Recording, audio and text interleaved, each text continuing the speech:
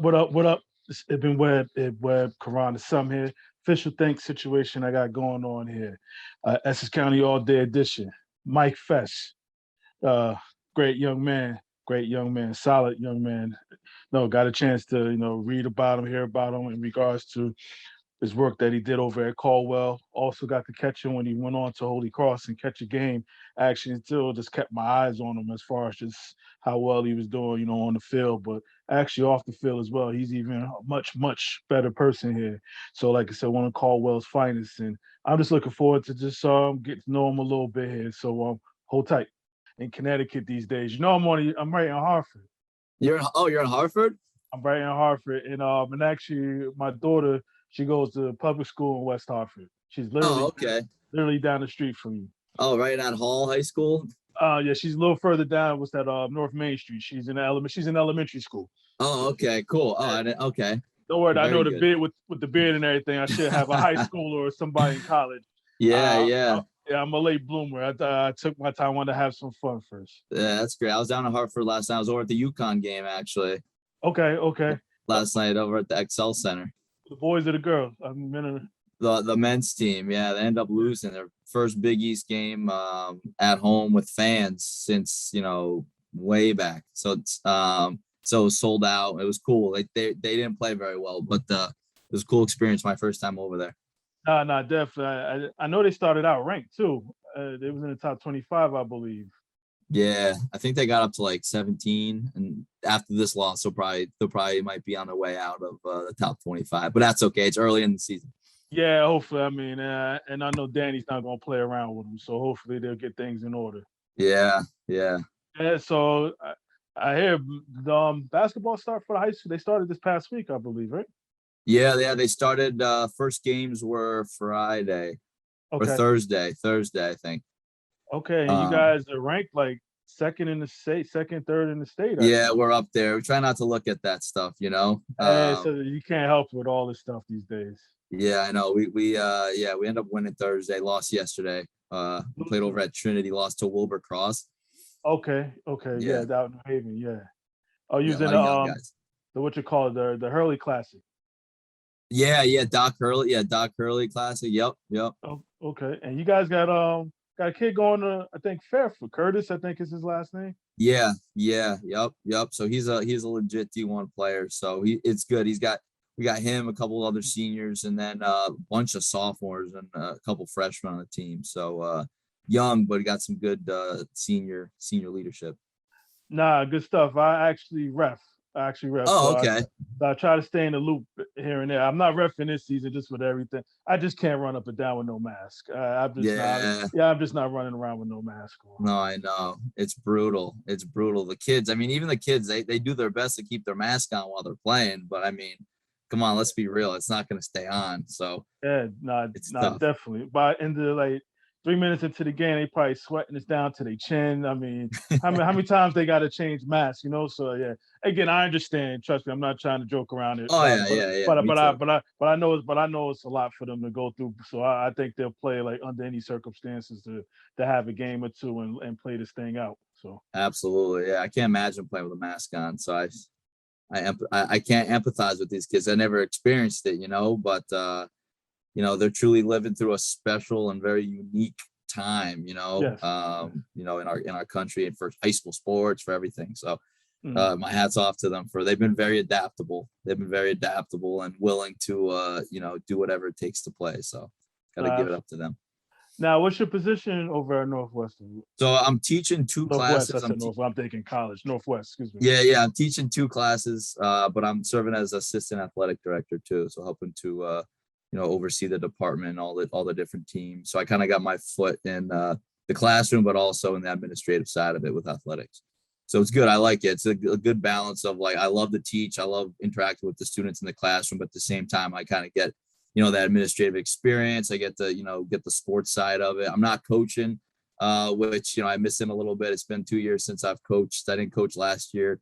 Just because of COVID. I had a newborn baby and didn't know what was going on with that. So I miss coaching a little bit. It's in my blood. Doesn't mean I'm a great coach, but I've just been exposed to it for so long. I miss interacting with the kids that way. But yeah, the athletic part I do enjoy. How'd you end up in Connecticut? So love. All right, say no Yeah. more. Say no Yeah, I more. know. That's all So, you need. But yeah, my wife, we were, I went to school, Holy Cross. I met my wife there. After Holy Cross, I actually moved to LA. I was living there for 2 years doing a graduate program, mhm, and teaching. And she was a year younger than me at Holy Cross. So she moved to Boston. So after my program was done, I moved to Boston. We were there for a couple of years, 4 years, 5 years, loved it. But once we got married, found out we were having a baby, wanted to be closer to family. So she's mhm, from Suffield, Connecticut, which is like just north, north of Hartford, right on the Massachusetts border. And she mhm. was able to keep her job in Boston. So we're staying somewhat close to Boston, but also close to some family, which is a smart move. Need a lot of help. Yeah, Uh, especially newborn. Yeah. yeah, I know. So it's been good. I really like the area. How long have you been up here for? When I left high school, I actually went to prep school for a year. Then after prep school, I was in Connecticut. So I've been in Connecticut. Wow, early mid 90s, midnight Okay. 93, 94. So I've been up here for some time. So, but everybody's in Jersey. Everybody's still in Jersey. So, I had some family up here, and again, I stayed put. I ended up getting married, and she's from this area. So I'm here. It's interesting. Obviously, not going to share where you live, but where you do live, I remember.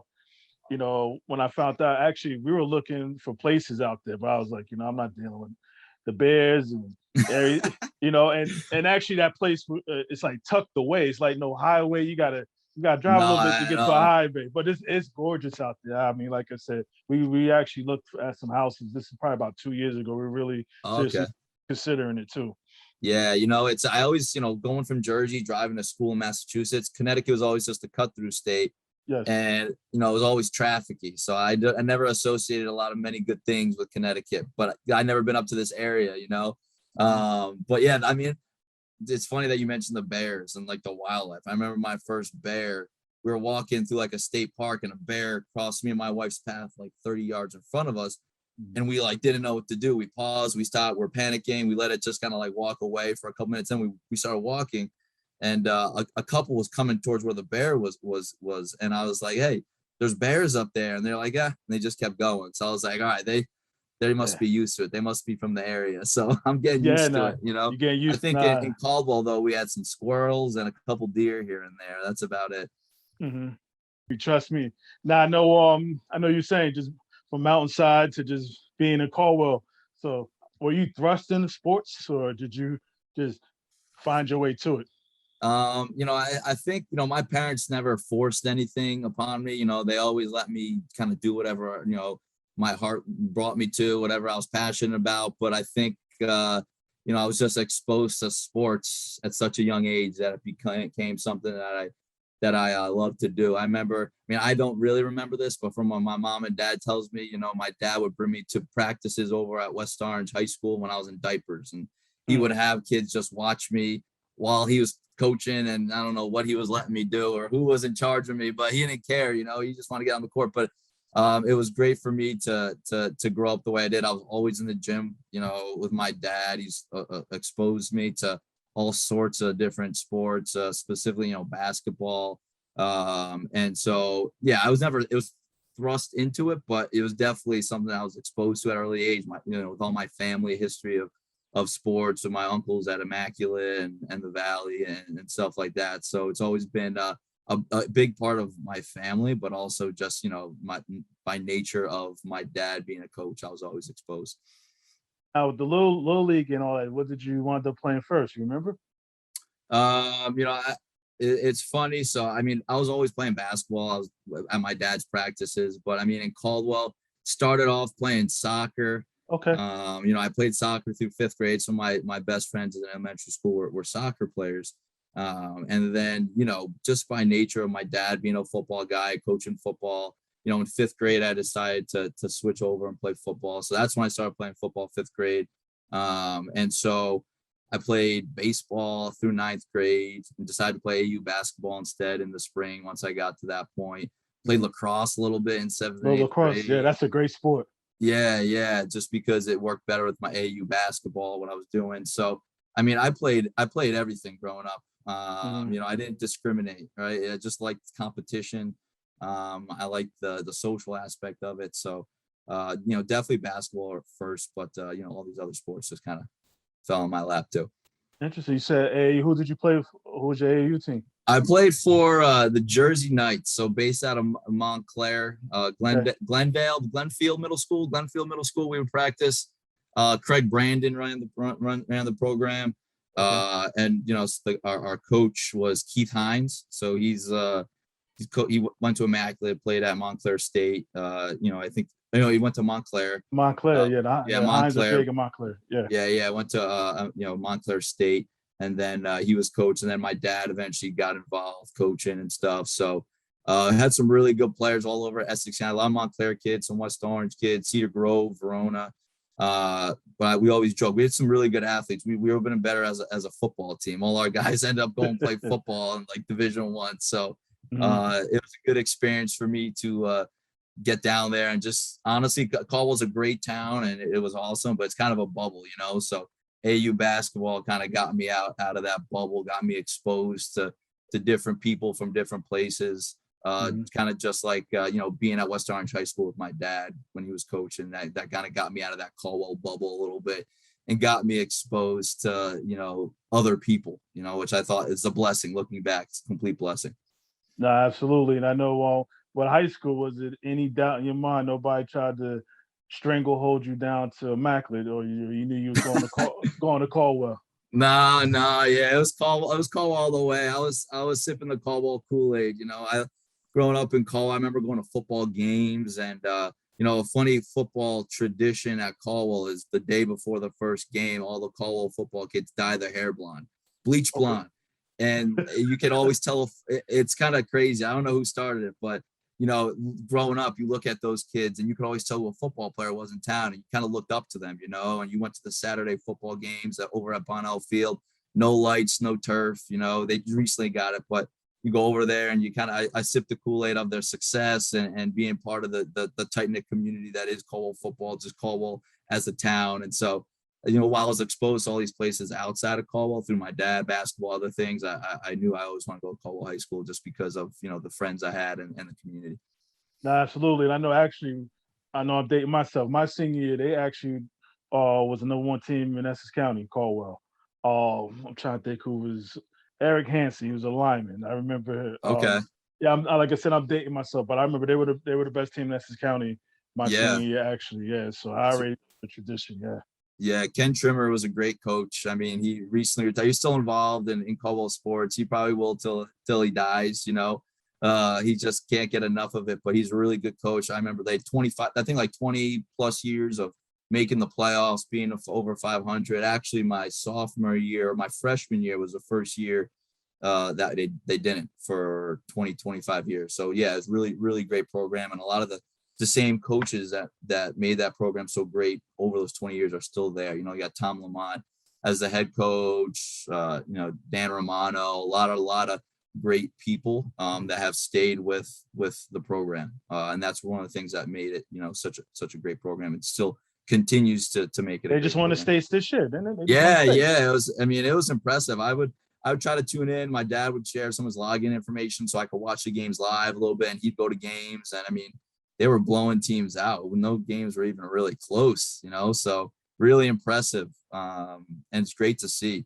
And it's all despite, football. A lot of places are seeing decline in numbers in football. And, I think they only had 29, 30 kids on the varsity program, and they were still able to, win and so dominantly. So it was great to see. No, absolutely. I think it actually was a big year from what I hear.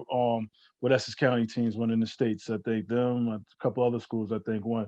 Now they play at Giant Stadium. They do this, all the bells and whistles, either there or down at Piscataway there at Rutgers. So I know it's pretty cool. So I can only imagine the feeling they're gonna have for the rest of their lives, those kids.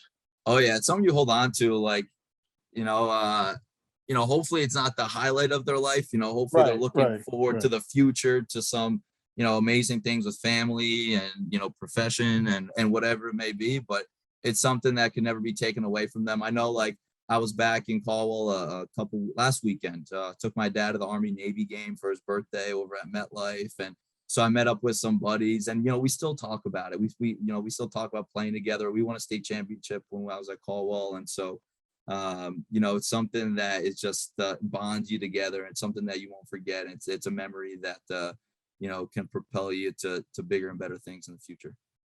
No, absolutely. So when you get to the high school, get over it. Are you playing varsity right away, or you had to earn I was stripes? playing varsity basketball. I was coming off the bench, but I hit my growth spurt after freshman year. So I think my freshman year I was 5'4", like 110 pounds. I was little. So I was playing varsity basketball though, with Mike Mancino, great coach, and I was playing freshman football. So football is, you can 5'4", 110 pounds. I was struggling on the freshman level, just size wise. So yeah, basketball, but it was great because basketball, I think being even exposed to on a varsity level at a young age, helped me with football, helped me with other sports, just at the speed of the game, the physicality, and show me kind of where I needed to get to. And I luckily hit a growth spurt during my sophomore year. So I Yeah, got up five to like, four. Yeah, yeah. yeah. I didn't put on much weight though. The weight has always been a struggle. It still is, but I got a little taller, so that was good. How was it playing? I mean, just even being a freshman. I mean, eyes wide open playing varsity. I mean, did you play a lot of minutes, or you got in here and there? Yeah, I played a good amount of minutes. I played a good amount of minutes, and it was right off the bat. Yeah, Uh, it was an eye wide open kind of thing, definitely at first. But I had great teammates, great older kids that kind of took me under their wing and kind of showed me the way. And I just, like I said, I play AU basketball. I've been exposed to other sports, other things, so I wasn't ready. I wasn't going to back down. You know what I mean? right. So I always gave my all, but physically I was a little limited my freshman year. Hand checking and stuff. It's so physical. Basketball is such a physical sport, and I was struggling to get by guys, and just because of the lack of strength. But no, I had Mike Mancino was a great coach. A lot trusted me, threw me in there. And so, yeah, I struggled a little bit, but it's a learning experience. If you want to get better, you got to play with the best. Nah, most definitely, most definitely. And then so you start sophomore is both varsity football and basketball, and you trying to juggle growing up and everything else here, man. Like how'd you do it? Well, high school, I'm working at a high school now. I worked at a middle school. It's a difficult time. You're trying to find your identity. You're trying to develop interests. You got all this social stuff going on that you're still trying to work through. And so it's a challenge, and it's only getting more difficult for kids with the technology and the access to things. It's really becoming more and more difficult for kids growing up, I personally think. But I think it starts with a great support system. I had, my dad, he quit coaching when my sister was in high school so that he could watch us and be there for us. And so that was huge. My mom, I mean, she's like the boss of the household, so, and she kind of ran a tight ship. So she was always there, and there's always had an open door. If any issues, anything I had, I always knew I could go speak with them. And so, I mean, it just starts with a support system. My sister, she was older than me, she kind of took me under her wing. She was a senior, I was a freshman. She kind Mhm. of showed me the way as well. So, I mean, difficult, right? It's a difficult time during your life, but also a great time because you're learning about yourself. And I was able to do that at Caldwell High School, and a very welcome environment, great school. Dr. Kevin Barnes was the principal over there. He was a really, really influential person on me. I want to get into administration partially, because of the great leadership that he had in the environment and culture he was able to build over at Caldwell High School. So I was really blessed to have a supportive family, but also be in an environment at Caldwell that allowed me to grow and enabled me to grow. Nah, definitely. And I know you mentioned technology. Was it on the cusp, or was it starting to get a little crazy around that time too? Yeah, I mean, I remember I still have a flip phone through high school. I didn't have that yet. But you had the iPod touches, which if you had internet connection, you could message, you can look stuff up. So that was like the start of it. So kids pulling that out in class, being distracted by just having access to stuff. The internet, people had their own computers at home. So I just remember uh kids just having access, my friends having access to things. And it's a challenge as a parent. My parents didn't and still don't know how to use technology, you know. So my dad can't text really that well, you know. He presses a bunch of numbers and stuff to respond. He's getting better though, but it's a challenge being a parent. And so the technology came out, and I think, you know, my parents did a good job of staying on top of me with that. But yeah, it's wild the things that kids can do with technology now. Yeah, no, and I know, and I always just think about it because now I don't have no frame of reference, you know, as far as even with my daughter here. I can't be like, you know, Nylia, I remember when I had my first Twitter beef. I have no frame of reference. Like so it's kind of like, you know, I'm learning as I go as far as with all this stuff as well too. Did it any of that didn't even play a role as far as even with the sports guys like texting or DMing other teams, and I mean it didn't get that crazy yet. It sounded like No, not really. okay. Not really. No, I mean, at that point, like, you know, we have Huddle now, like sports team, you know, when they Right. exchange film, they just through, you know, the cloud or whatever. Mhm. You know, I remember in high school, like our coaches would go exchange VHS tapes with the other teams at a location like Sunday morning. So we weren't quite there yet. Shortly after was when things really took off. Now, speaking of taking off, you guys keep up with the tradition of Caldwell just winning. You know, as far as football, you mentioned the state championship. How was that run for you? You guys knew coming in, y'all had a team that could compete for a title? Honestly, not really. No, we had a lot of confidence in ourselves, but if you look back on just like the success of our team and the seniors at that point, Hmm. you know, you wouldn't necessarily say, hey, we're going to go out there and win a championship. So it was my junior year. The seniors, great group of guys, great group of core guys I Hmm. played with growing up, and I think through from third grade to ninth grade, they only won 1 or 2 games. Hmm. So overall, like they'd go 0 and, or I was on the team too, we'd go 0 and 8, 0 and 9. Hmm. The prior years of football at Caldwell High School, 2 losing records. So we went into that year kind of as a question mark. We didn't know what was going on. They had been trying to groom me to play quarterback for that junior year because we didn't know what you know what the quarterback situation was. We had a good freshman named Chris Lawshy. He's actually Hmm. coaching over at Caldwell now. He was coming up as a sophomore and didn't necessarily know if he was going to be ready. He ended up being ready, thank God, because I got a little noodle for an arm. I wouldn't be able to throw it 10, 15 yards down the field. But yeah, we didn't necessarily know. And we started off the year with a couple big wins down the stretch against Milburn, against Pequannock. But then we were in that old Northern Hills Conference at that point. So we're playing DePaul, who was ranked top 20 in the state. We're playing Del Barton, who's ranked top 20 in the state. We were playing Lakeland at the time. Lakeland, I think, had a top 20 team. They had a really good quarterback Hmm. playmaker. So we end up losing those 3 games, and we actually head into going to play Orange. We were 3-3. You know, you had to be 500 to make the tournament, Hmm. and we end up losing in overtime to Orange. So we're 3-4 going into our final game, and so we need to win this final game to get to the playoffs. And we end up on our schedule with West Orange. And so West Orange being a Group 4 school at the time, having 2,000 kids, they had a winning record. They had a good quarterback that had been starting for 4 years, some athletes. And we went into that game extremely confident, end up beating them. So we end up being 4-4, just made the playoffs. I think we're a 5 or 6 seed, and then we just went on a run. We beat Lincoln down in Jersey City.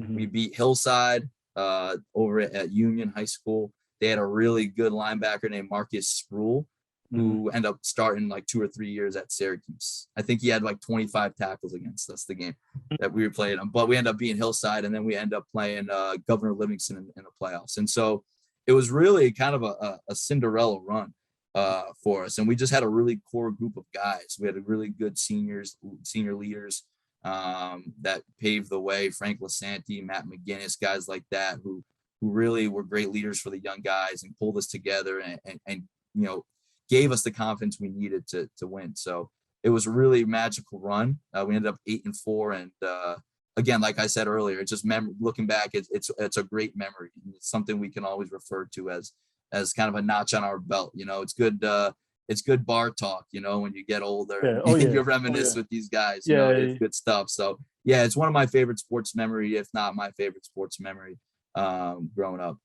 Nah, deservingly so here. I mean, are you thinking along the way, you're starting to surpass how you doing basketball as well too with football. I mean, and Yeah. were you think about playing on the next level as far as with one of the two sports at Yeah. that So time? I always thought, just playing a lot of basketball, I always thought I was going to play basketball in college. I probably could have played at maybe a Division III school somewhere, but I couldn't shoot.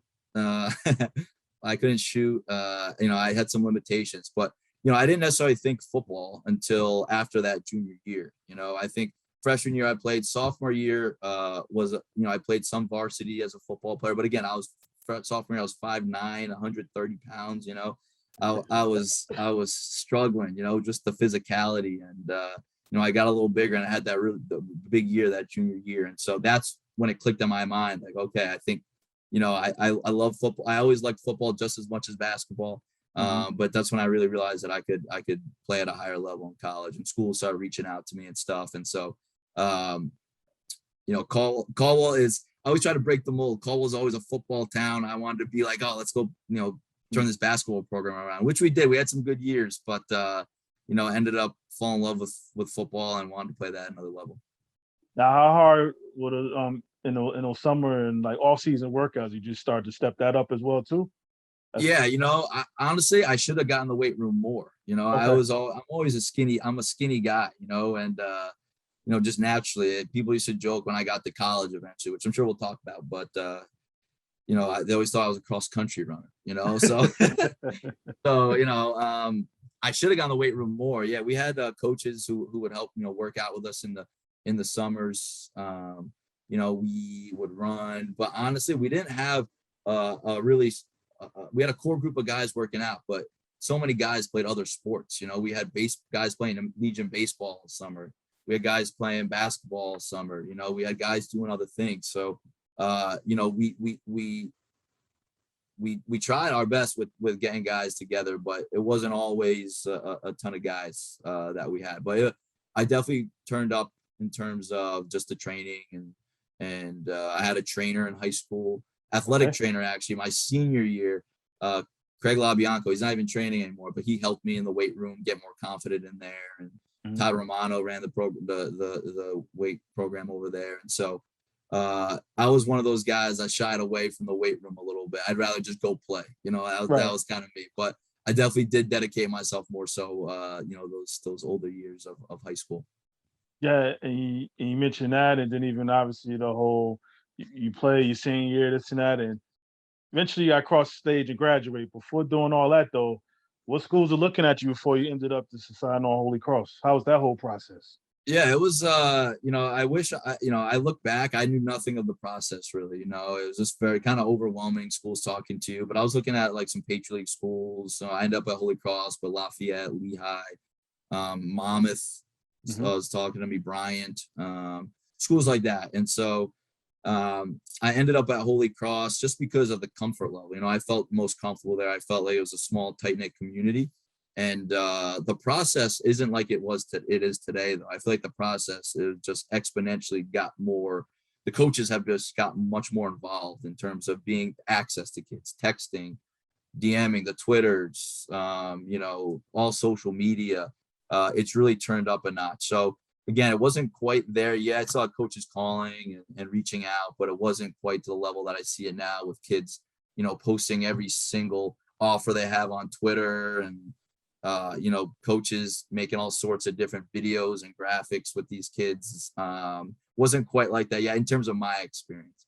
But it was a good process, and I'm really just lucky and blessed that I was able to have have a good enough high school career that I was able to play in college.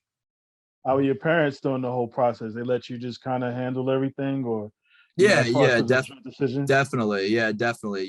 They were there if I needed. If I wanted their opinion, they would gladly give me their opinion, but they never push it upon me. So um, I did have to ask my dad though about Holy Cross. I was like, "Am I going to have to become a priest if I go there?" I'm talking. I didn't know anything about Holy Cross, honestly, Mm. but he was telling me about some immaculate guys. I went up there, and he kind of told me informed me a little bit more about the rich history of the school and the football program, and so that's where I ended up. Yeah, so you turn into speaking of that, you might laugh when I say this, but you turn to a modern day. It was a Gordy Lock bomb. Not quite, not quite. No one can compare to that guy. That guy is unbelievable. Just looking back at the history and the fact that he playing both ways. You know, Yeah. as a 1AA player, he was a Heisman finalist. You know, pretty remarkable career. He's still highly involved in Holy Cross athletics, Good, and good. you know, he would come and talk to us sometimes.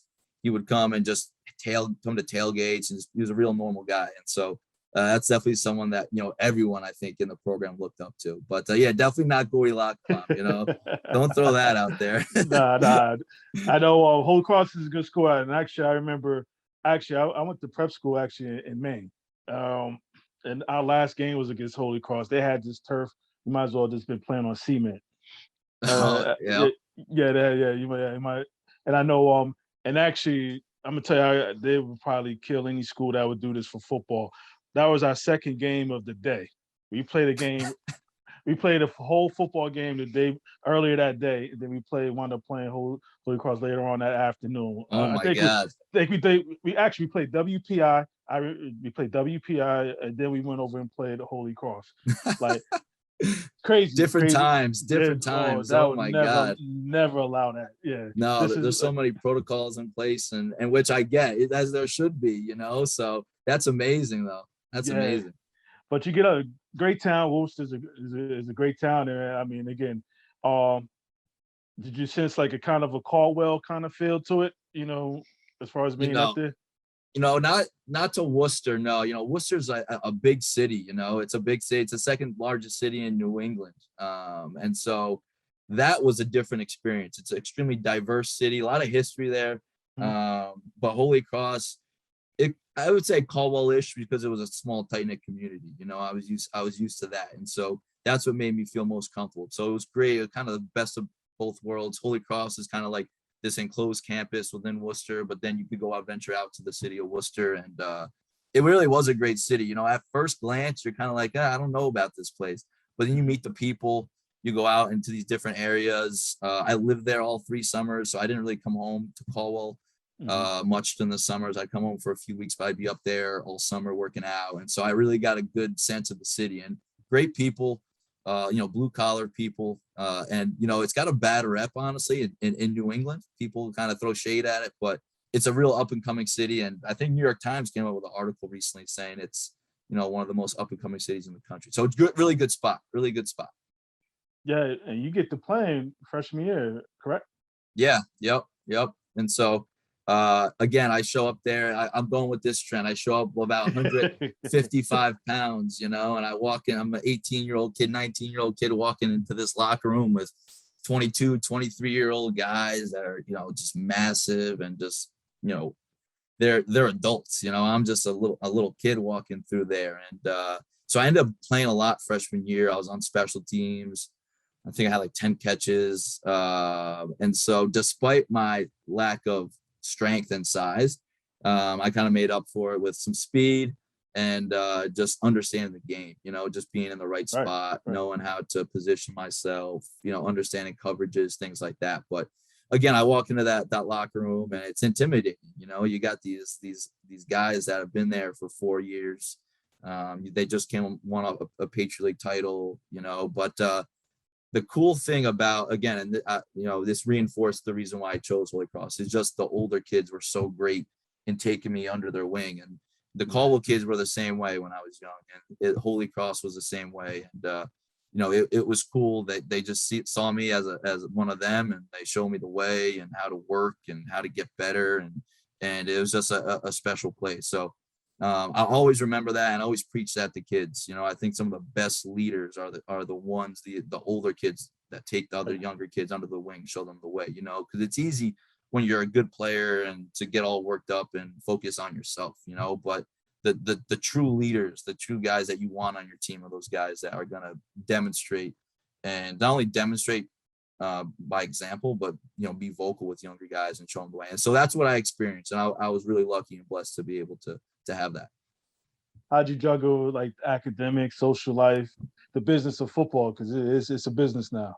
Yeah. I mean, it's like nothing I ever experienced, at Caldwell. We had a really good program, but it just in terms of the amount of time we spent during the off season and the season. I think it was during the season, like 40-hour weeks of Mhm. actual just football. And if that includes like practices, lifts, um, film sessions, meetings, 40 hours. And then I'm at a really good academic institution like Holy Cross that I wasn't necessarily ready for. And so it was difficult at first. I remember getting some of my first papers back and I was getting like C minuses. And I was like, man, I was an honor roll student at Caldwell, but I didn't recognize that the time I had to put in. So Holy Cross did a really good job. The football program, we had a head coach named Tom Gilmore, who was very blue collar, and he was a very he had a lot of rules, but they were rules there for a reason. So we had to sign in to breakfast and dinner every day to make sure that we were there, by a specific time. We had study halls. We had academic support. We had grade checks with coaches. We would have to tell the coaches what our grades were, where we were at. Mhm. Not that all kids always told the truth, but at least there was some accountability Right. there. And so it was tough. And then you throw the social thing out there. You're out of the house. No parents. And so I was lucky enough again to have parents that kind of taught me the right way and how to do things. And I was surrounded by good people. So it was a challenge, but you just kind of learn by doing. You learn by doing. And so there were some challenging times, some tough workouts on Sunday morning after a Saturday night, but you kind of work through it, and you learned early on that that wasn't the way to go. Yeah. And then you get to playing. I mean, more and more. I know you play freshman and it steadily increases. I mean, obviously they knew your talent there. I mean, just how was it? I mean, just breaking through and just actually, pretty much being out there full time. Yeah, it was again, freshman year was awesome. I was a jammer, I was on kick, I was returning kicks. I returned a kick for a touchdown my freshman year.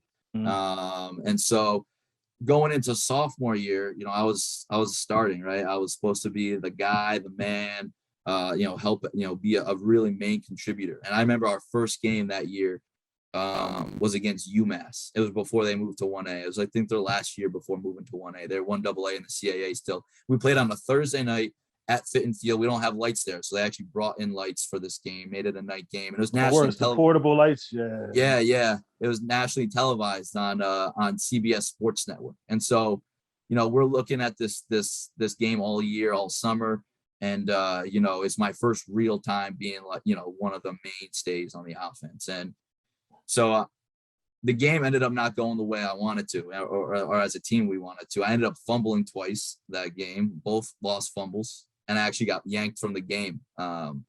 That first game, I was benched, and so I remember we lost, and then we lost the game on top of that. And so I remember, just heading back to my dorm room after that, and just really like one of the lowest points athletically that I've ever experienced. We had our coach had a history. If you fumble, you don't really play. There were running backs that never saw the field again after fumbling a few times. So I was distraught. But I woke up the next day, and I thought, okay, that's in the past. What can I control? What can I do to control my situation? So I just continue to work and get better, and show that I belonged. And so it took me the next game. I had 0 catches. I think the game after that, I had 11 catches. And so it just took time to work back into the thing. So it's a good lesson. It was a good lesson for me. It was a humbling experience for me, realizing that, it's not a given that I'm going to be starting and playing a lot. I got to earn it, and I have to earn it every day. And so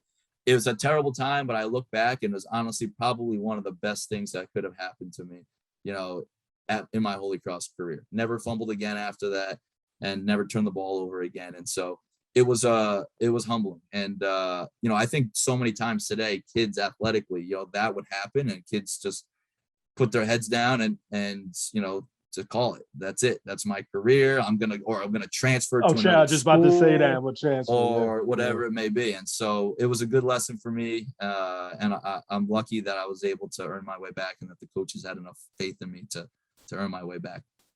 Yeah, on both sides, you and the coaches, and then the Patriot League, competitive. I mean, just how was it? I mean, obviously you got the Bucknells, the Lehighs, Colgates, and I mean, I don't know how good they were back then, but I know historically has always been competitive. Yeah, there were some really good players. I mean, NFL caliber players, guys that stuck in the league. And so every week was a challenge. And we actually had a really good out of conference schedule too. We played Harvard, we would play Brown, we played Dartmouth, we played Towson the year that they went to the national championship game at the 1AA level. And so a lot of talent. So every week was, I mean, it was just a challenge. You know, we never had an easy game. And so it was really cool just to see the kids. You know, you'd walk to the locker room and they put up the rosters of the two deep and where they're from. You got kids from Florida, Ohio, Texas, you know, these areas that football is really, really good, you know, and you got really good players. So, you know, it was always great to just knowing like I'm going competing against some of the best players, you know, out there. And so it was cool. It was cool. And again, some really good players. Quarterback from Colgate was a New Jersey guy from Jefferson. He was Patriot League Offensive Player of the Year and Player of the Year at one point. Kid from Lehigh named Ryan Spadola was just a stud. He was also from Southern New Jersey. He was an absolute stud. He played in the league for a little bit. But even like Holy Cross, I mean, I have a couple teammates that spent some time in the league. You know, I have one of my receiver buddies. He's a sophomore when I was a senior. His name's Khalif Raymond. He's fifth year in the league now. You know, he's on the Lions. He's playing a lot of downs. He's got a lot of catches and returning punts and things like that. So the talent level is there, you know, and again, I just really feel really blessed to be able to play at that high of a level, looking back. Holy Cross, you mentioned in school, Holy Cross against Harvard. How was that? Oh man, that was one of our favorite games every year. I think, you know, in our mind as Holy Cross guys, we saw it as a rivalry. Harvard, I don't know if they necessarily saw it as a rivalry, but you know, we always got so worked up for these Harvard games. And so my freshman every year, I mean, we lost 3 out of the 4 that we played, but you know, I think one of my favorite wins was against Harvard my sophomore year. It was just a great team win. And they had some really good, again, NFL caliber type players, but really cool. I don't know if you've ever been up to Boston at Harvard's football stadium, but never been to the stadium, man. Never been. It's a pretty cool place. It kind of looks like the Roman Coliseum from the outside. It's completely old. And again, one of my first games in college, second game, I think it was my second or third game. We were playing Harvard, their opening game.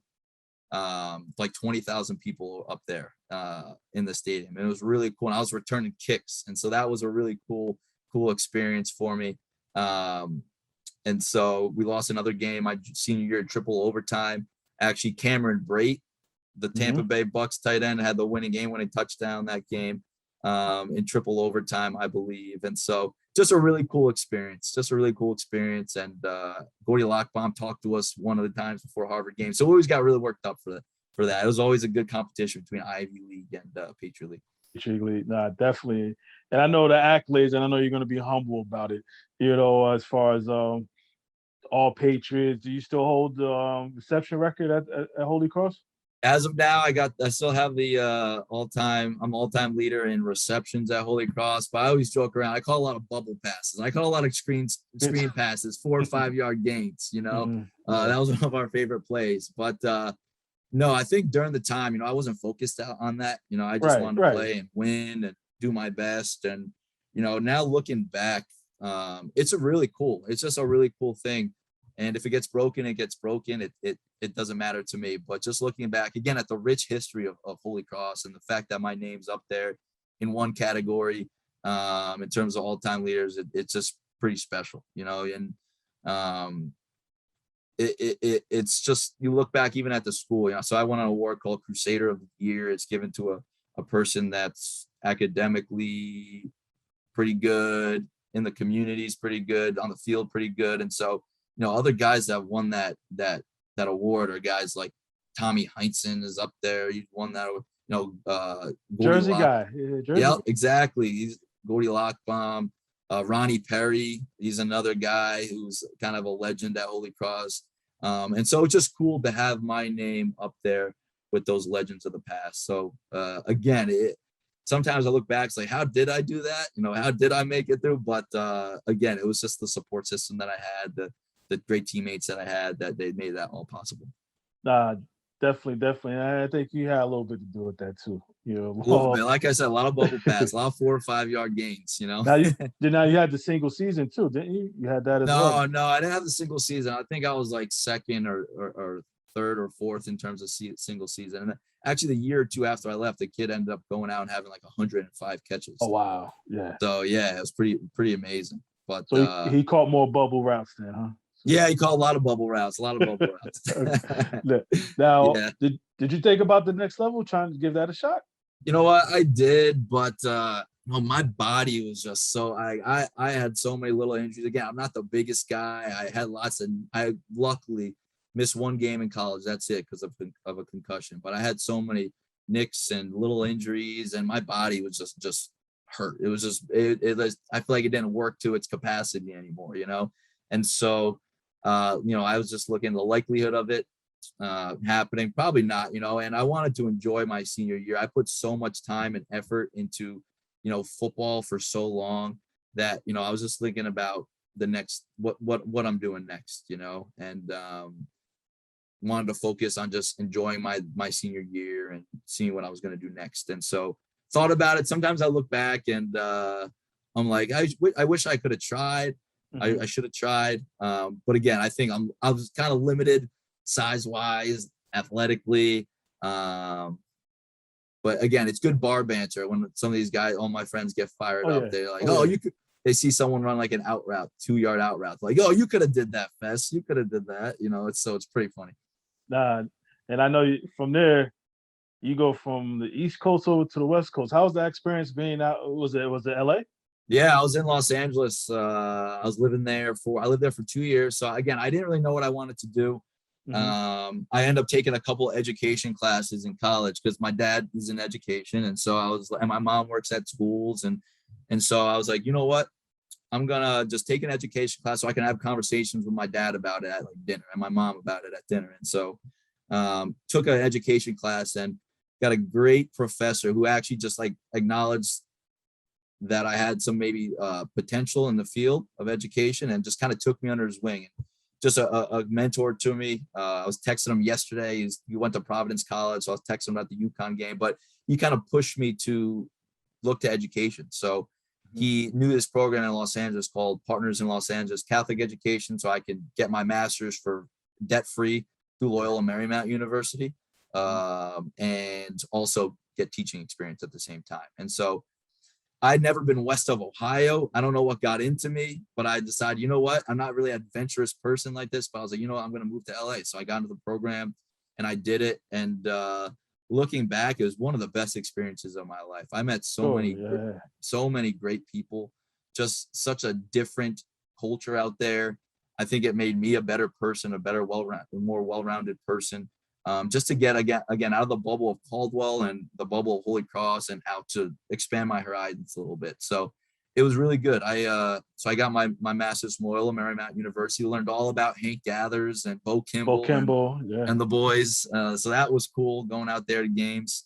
But the program that I did was unique because you live in like an old convent with other people in the program.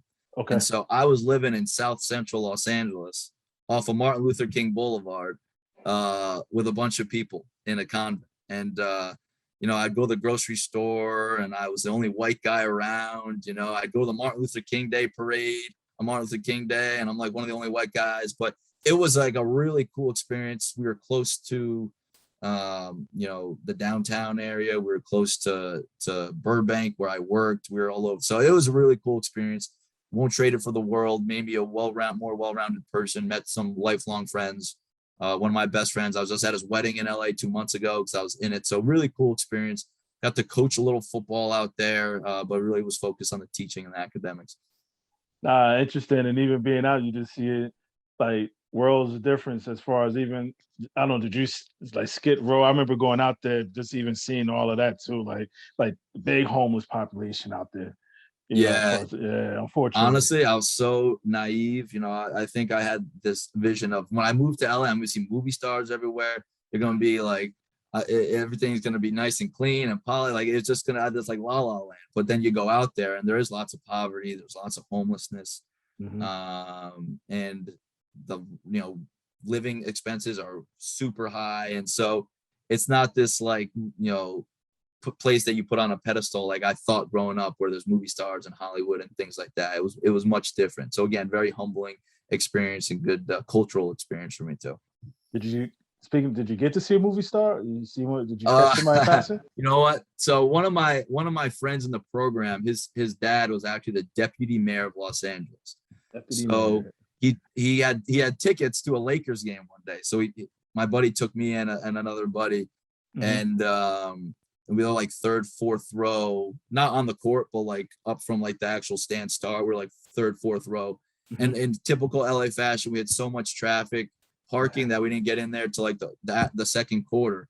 But then we sat down, and Andy Garcia from like the Ocean's 11 movies sitting right in front of us. We started talking up with him. Sitting across from us on the bench, next to the bench, Mark Wahlberg. Yeah.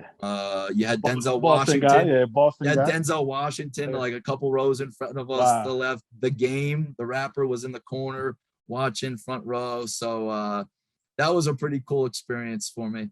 But that wasn't an everyday experience for me. That was like a one-time thing. I was in Venice Beach one time with the boardwalk, and I was actually out there with my now wife. And we're just sitting there. Wayne Brady just walks by, just having a conversation with someone. So like those things very. At least he wasn't singing. So yeah, that's true. That's true. But yeah, it was a cool experience. Nah, good stuff. But you always wanted to somehow weave your way back into sports, whether it's coaching or administrative level, I assume too, because it's in your blood.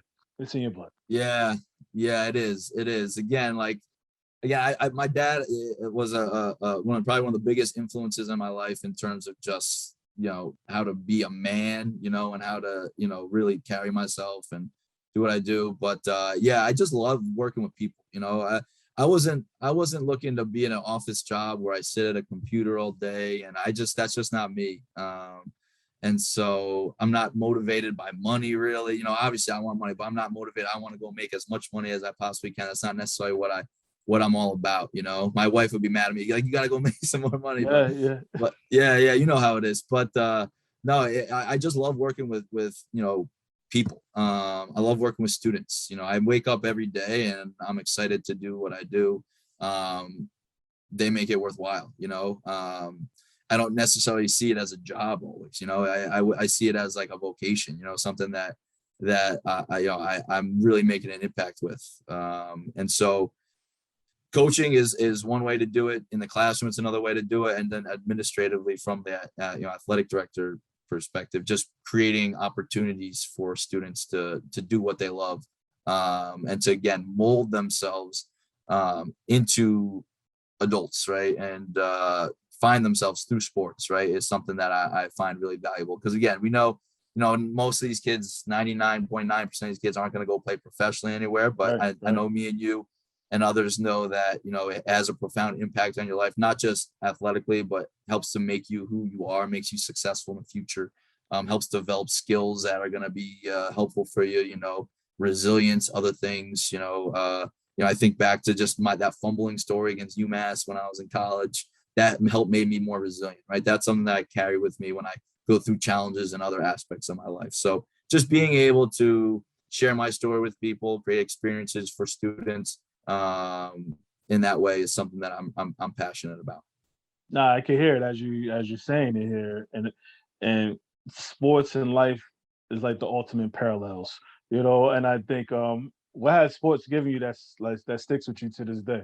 Yeah, and I think I have a like people that are coaches and we're in athletics and also teaching, they have a unique perspective, because we know that there needs to be a balance. I try to use my experiences to help students realize that, hey, what you do on the athletic field is going to help you be, more successful perhaps in the future and help develop skills. But what you do in the classroom is, just as important, if not obviously more important. And so, I like to kind of try to impart that knowledge on kids and help guide them, even though sometimes they look at me like I'm crazy. But, because all the things I would have done the same if someone tried telling me, when I was in high school, I should focus a little more academically. But I feel like coaches and teachers that do both, right, have a responsibility to impart that on their student athletes.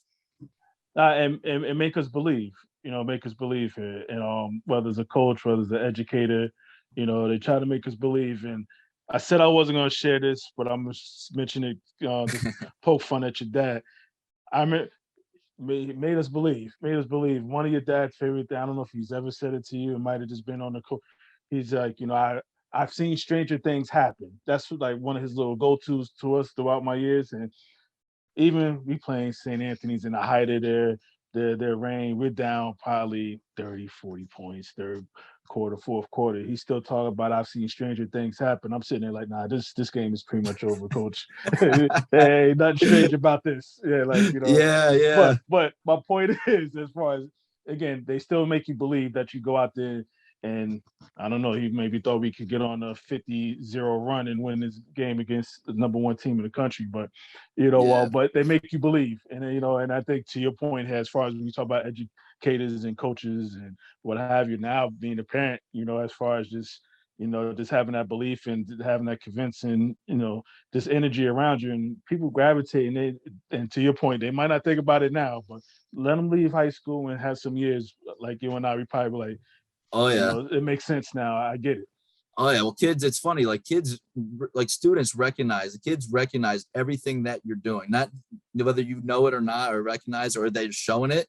Mm-hmm. I mean, I'm sure you weren't necessarily like when my dad was saying that, you weren't really like locked in on him, and he was probably looking at him like he was crazy. But yeah, you, it's funny. You don't know what will stick with kids and what won't, and so it's so important that it's interesting that my dad did that because it's so important to remain that positive influence on people, because again, you never know what they're going to take from what you're doing. If you are negative, if you do something that is gonna I don't know, lead them down the wrong road, right, or lead them to some sort of misunderstanding, and that's what they hold on to, then it creates a challenge. And so that's funny. That's a funny story. It's a funny story. He's pretty I don't know, he was pretty optimistic guy, but I would always sit on the bench at when he coached at West Orange. I always sit on the bench. I was at the first seat. I'd sit next to my cousin, who was a JV coach, Brian Cohen, and my dad. Brian, that's right. I'd always go in. I'd always go in at halftime for the locker room speeches. But if my dad's team wasn't playing so well, he'd always tell me to wait outside, go sit on the bench. Mm-hmm. And so he wasn't, because he's going in there cussing at him probably. And so he didn't want me to hear it, but so he wasn't always optimistic. Oh, no. I've seen many, especially when he was back at the back. I've seen many times the gum got thrown up against the wall. Like, why instead of coach just take it and then throwing it? God damn it, Ibn. Yeah. So I've heard a few of those.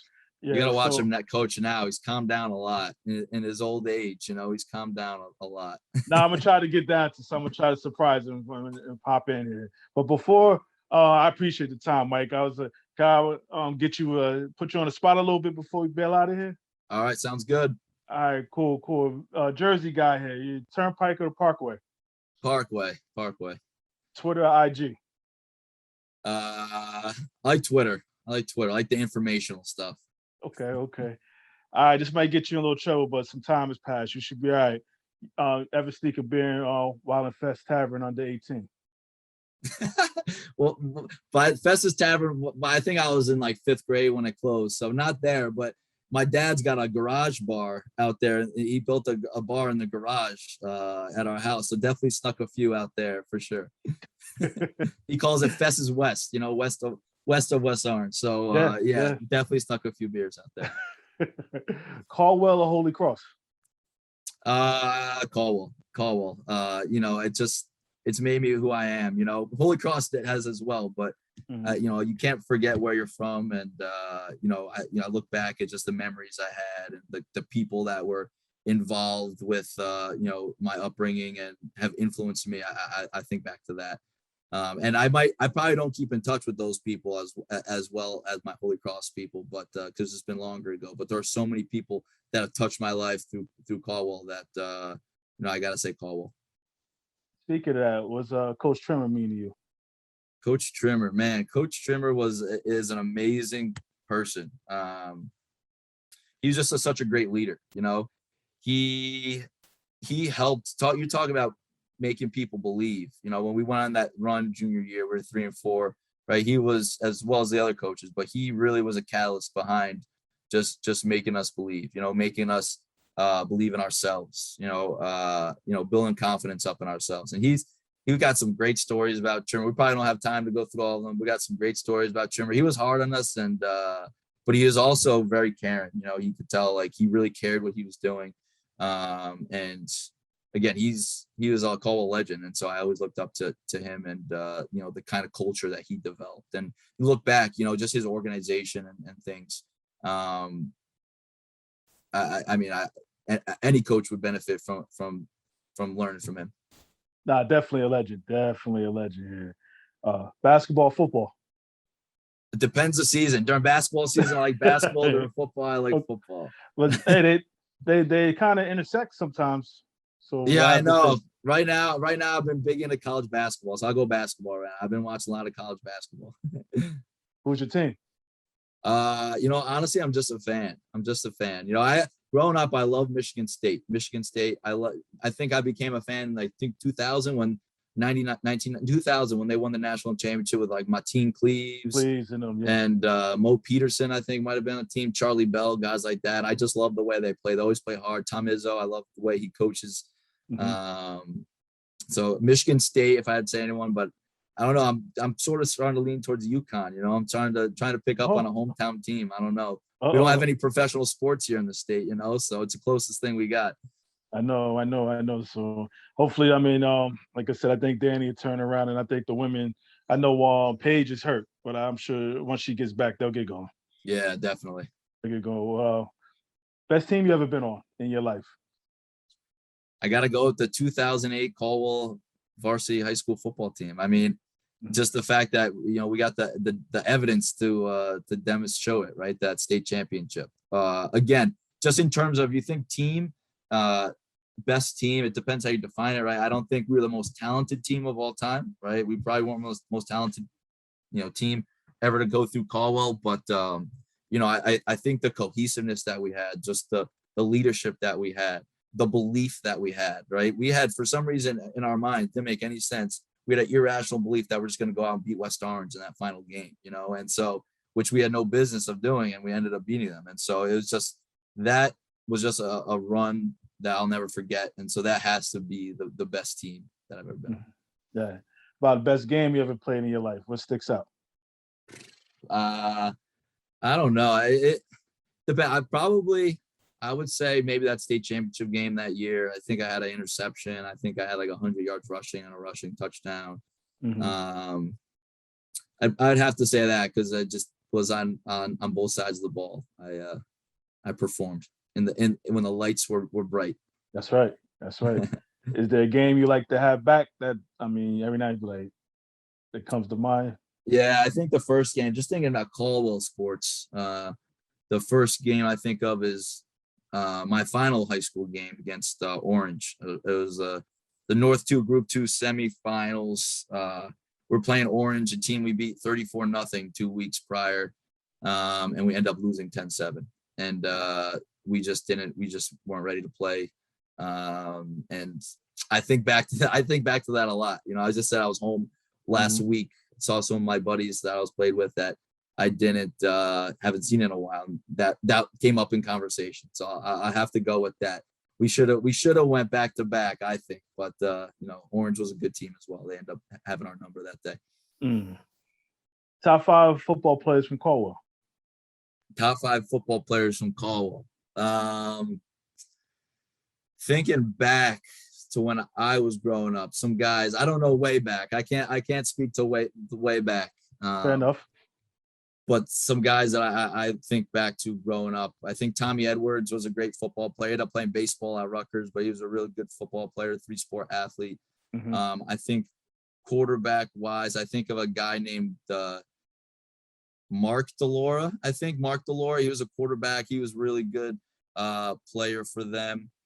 I think to when I was playing, man, that's a tough question. There's so many great players. That's the fun part about it. I mean, he's gonna leave somebody out, but yeah, okay. I'm gonna leave people out. I'll just go again, people I know.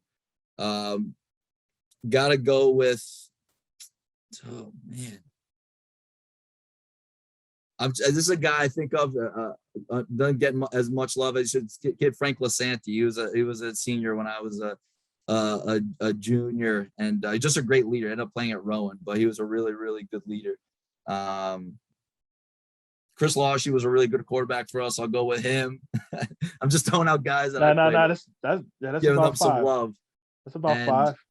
And man, I'll say this: Tyler Condit was a sophomore when I was a senior. He was a really good player. Ended up playing at University of New Haven, and was I think the leading tackler in the nation at New Haven. So I'll go with him too. So I'm leaving out so many people. I should, as a history guy, I should know all the old guys from Caldwell football history, but the names are not coming to my head. Where's Mike Fess and all that? I don't know. I don't know. I don't like to talk about myself. I'll leave myself out. I named a bunch of teammates of mine. I wouldn't be where I was if it were not for them. So I'll leave myself out for that. All right. Now, somebody, however you want to define made it, but somebody who should have made it. However you want to define made it. As for me personally, or no, someone that if someone's gonna make it. No, someone who should have made it. However you want to define made it. If I define made it, if I say someone made it, I would just say that after high school, they're happy, right? They found their purpose in life. They're doing something that they love. They're surrounded by people that they love. They're happy, and healthy, So I just think of those things. I think too many times, people end up in positions that they're not happy with, or the jobs that they're not thrilled about. And so someone made it, in my opinion, when they got a great family, they've reached their goals, whatever that may be, but they've just found their purpose. I'll leave it at that. No, definitely. No, well said here. I know you got a whole lot more living to do, but up to this point here, like, what 3 of the best moments of your life up to this point? I would say the best moment of my life is the birth of my daughter. I think, she was born August 2020. So that was an amazing, unbelievably life-changing experience that I can't describe. I think we're talking about all these athletic accolades and all these things, nothing compares. It's not even close, not even a fraction of what it was like to experience just the birth of my daughter. And I finally start to realize, all the things my dad, all the crazy things my dad and my mom and, people would do for me. I realized where that's coming from. And so I'd say that wouldn't be possible without meeting my wife. That's another, top moment for me as well. Now it's so funny how when you have a kid, your perspective changes, your life changes. What was important before isn't important anymore, and so if I'm defining, made it now, it's just being a good husband and a good father. And so I would say those moments. Yeah, and it's interesting when I got to see you play at Central. My wife was actually pregnant with my little one, so this. No way. This is about 8 years? I don't know. She's 7, so give or take a little over 7 years ago. So but I could just look at your mom and dad, just the joy they had just sitting there watching you play. And later on, as my little one again starts doing stuff, I sit there and kind of get that parent feeling now, just like there's nothing better in the world as far as just no matter what I've done or did or continue to do, it's nothing better than watching your kid. And wait till you have that moment. I mean, you having them now, but when she starts doing something that she really enjoys and you're involved, it's not gonna be a better feeling. You won't want to be nowhere else. Yeah, I know, it's cool. I used to really go again. I used to go to work real early, stay real late, and now it's like again, I'm trying to get home as quick as I can. I'm trying to spend time. It's wild. It's wild. So really special though. You change diapers? Yeah, I do. I take pride in everything that I do. Okay, so okay. I try to change diapers as much as I can. Give my wife. She's home with. My wife works from home, but she's home with my daughter, a lot. So I try to step in when I can, Yeah, you got a lot more pinch hitting. You got to do a lot more. Oh yeah, for sure. Absolutely. And again, we're in these early chapters of this life of yours here. So if you used to start writing a book about yourself, what would you call it? Oh man, Uh, I don't know. I always like, again, I'm really proud of where I'm from. I'm really proud of where Yeah. I'm from. I don't live there anymore.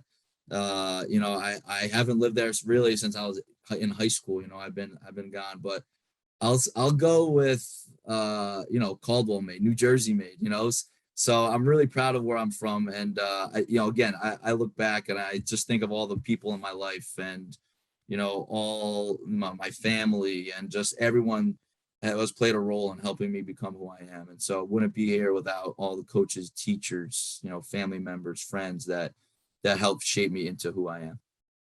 What's the best part about being you?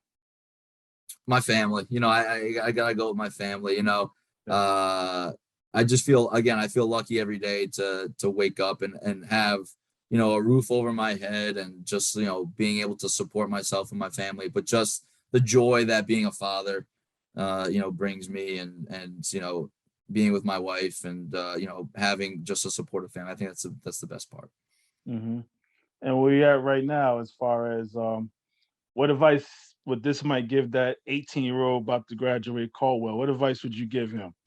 Oh man, I would say, have an open mind, and it's not all about football. It's not all about football. I focus so hard on football. Again, I spent my summers working in Worcester. I worked at a liquor store in Worcester for 3 years, while some of my friends were going to get internships on Wall Street and other places. I was working at a liquor store so I can work out and stay at school, stay in shape, and I feel like sometimes, even at Holy Cross, I got out of the Caldwell bubble and everything, but even at Holy Cross, I kind of stuck to my football life so much that I didn't expand my horizons enough. I didn't get involved in things outside of athletics, and didn't meet as many people maybe as I should have. And so if I'm looking back, I'm thinking about that. There's more to it than just football, athletics, and to get involved in other things. I think certain times I was so narrow-minded, that I think it helped make me successful, but at the same time, I think I could have been successful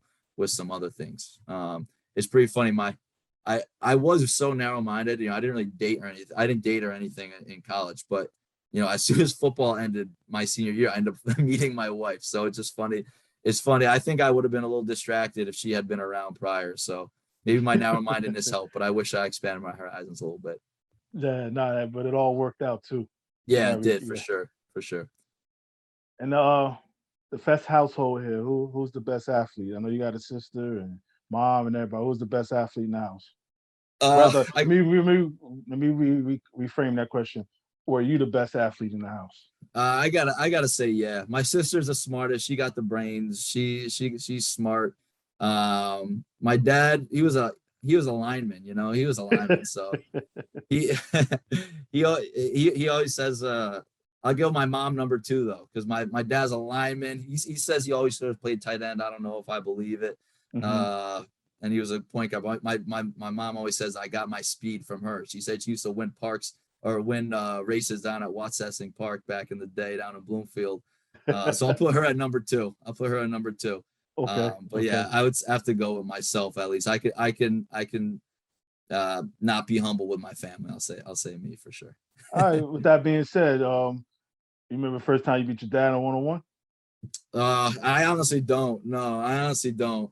I do not remember. We played so often that I don't necessarily remember. And But you have beat him though. yeah, I beat him. I've beat him. Honestly, as we got older, he didn't necessarily want to play me that much, just because I would get so I would get so worked up about playing that he just didn't want to deal with me. I get so mad, fire balls off the back of the garage and stuff. He had just had enough. He had just Yeah. had enough. So And he probably get a little dirty too, I'm sure. Like, yeah. yeah, a little bit. Yeah. He knew, I mean, he knew my strengths and weaknesses. So, and he knows the sport. So he knows I couldn't shoot. So he would just back up off me. Yeah. So what's on deck for you? What's on deck? What's on deck? So I'm actually, this is new news, but we're actually having another baby in July. So that, Congratulations. thank Yeah. you. Yeah. So that's exciting. So looking forward to that. Really blessed and feeling blessed about it, but looking forward to that. So that's something we got to prepare for. But just looking to the future, I want to stick in education. Mhm. Want to become an administrator. I don't necessarily know athletics, but maybe vice principal, principal, and just I feel like I can really impact people in the classroom and on the athletic field, but really cast my net kind of wider and make an impact on adults as well, in education. So I'm hoping to do that, but who knows? I don't know what the future holds. I'm just lucky every day that I have, so look into that, but we'll see. Nah, definitely. And I think, Mike, little do you know, I didn't want to use my cheat code to get you, so I actually, even before even reaching out to you, obviously when your dad told me you was at, I was like, jackpot, that's where he's at now. But even previously before then, I know I was trying to seek you down when I first started doing this here. Like I said, it's something that again just screws some legs or whatever the case is. But I just always remember just trying to just keep an eye on you as far as what you were doing. Obviously my connection with your father here, and just wanting to see, how you were doing, whether it was at Caldwell, whether it was at Holy Cross, and even what you were doing afterwards as well too. Like I said, it's been a joy to just watch you to continue to grow. And like I said, you got a whole lot more living to do and a lot more great things to do. I mean, not only being a great father, husband, son, coach, I could keep going down the line here. You're just overall a great person here. And I think, obviously it's in your blood here, not only your mom, dad, but your aunts, uncles, everybody, but you know, that's what you guys are about. And like I said, you're a prime example of that. But it's great how you just carved your own niche. Connecticut now. You're doing your thing. I don't know what state is next, but continue to do what you're doing here. Like I said, you're doing great things, and those kids could be more proud of when they realize how great of a father you are. I appreciate it. Thank you. And it's it's great to connect with you. I remember when you came to the Central Connecticut game back in the day.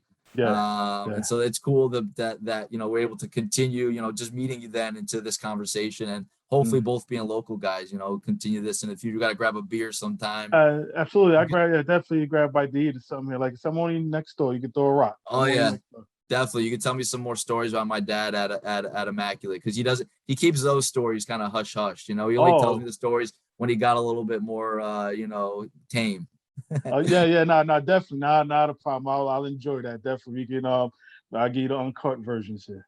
Yeah, I appreciate that. Well, Mike, congratulations. Best health to you, your family, your wife throughout this next pregnancy and everything else. Like you said, we're practically neighbors, and I would love the opportunity to catch up somewhere down the road. Obviously, our schedules permit. Like I said, we're right next door to each other. Definitely sounds good. Thank you so much for having me on. It was great catching up. Nah, no problem, Mike. Be well. Good stuff. Good stuff. Really enjoyed that. Like I said, just to see his evolution, Mike's evolution, and what he got next in store. I'm a big fan. I'm just sit here and just watch, Mike Fess show continue here. Well grounded family, everything else here. Like I said, I'm looking forward to it. That being said, I think I'm gonna step away from this. I put my hand over my heart. That means I feel you. Yeah.